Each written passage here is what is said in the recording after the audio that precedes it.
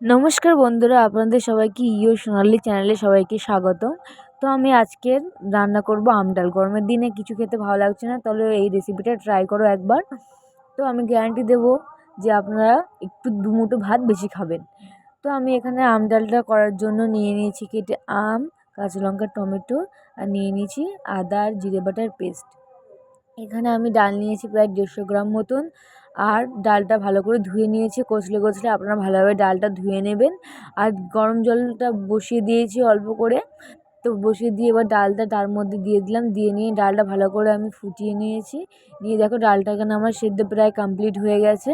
তো ডালটা অনেকটা সেদ্ধ হয়ে গেছে, এবার ভালো করে করে নিয়ে ঘন করে নেবো ডালটা। কম বেশি সবাই ডাল করতে পারেন। তো ডালটা এমন করে সুন্দর করে করে নেবেন। নিয়ে আবার যতটা পরিমাণ ডাল করবেন ততটা পরিমাণ প্রায় জল ঢেলে দেবেন। আমি এখানে দেখো ডালের মধ্যে জল ঢেলে নিয়েছি, দিয়ে নিয়ে আমি ডালটা তুলে নিলাম, ফুটিয়ে একটু তুলে নিয়েছি। এবার কড়াইতে দিয়ে দেবো সর্ষের তেল। সর্ষের তেল বেশিটা লাগবে না, একটু অল্প সর্ষের তেল দিয়ে দেবো কালো জিরে ফোড়ন, দিয়ে নিয়ে একটু ভালো করে নাড়িয়ে চাড়িয়ে নেবো। নিয়ে আমি দিয়ে দেবো এখানে কাঁচা লঙ্কা কেটে রাখা। একটু কাঁচা লঙ্কা দিয়ে দেবেন বেশি করে। আমি বেশি কাঁচা লঙ্কা দেওয়ারও দরকার নেই, কম বেশি একটু অল্প করে দিলে হবে। তো কাঁচা লঙ্কাটা দিয়ে নিয়ে ভালোভাবে একটু নাড়িয়ে নিচ্ছি। এবার দিয়ে নেবো টমেটো। বেশি টমেটো লাগবে না, কারণ যেহেতু একটা আম ডাল হচ্ছে, বেশি টমেটো লাগবে না, টমেটো না দিলেও চলবে।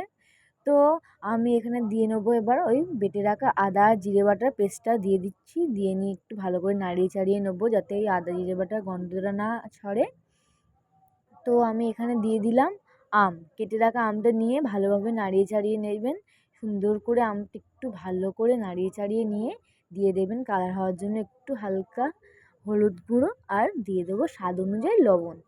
লবণটা আপনাদের স্বাদ অনুযায়ী দিয়ে নেবেন। একটু আম ডাল না, একটু টক টক, আম ডাল যেহেতু টক, একটু লবণের পরিমাণটা কম বেশি লাগবেই।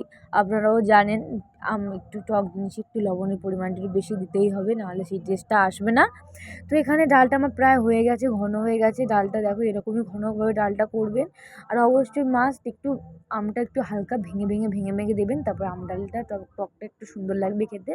তো কেমন লাগলো রেসিপিটা সবাই কমেন্টে জানাবেন। নিত্য নতুন ভিডিও পাওয়ার জন্য চ্যানেলটা সাবস্ক্রাইব করুন। ধন্যবাদ।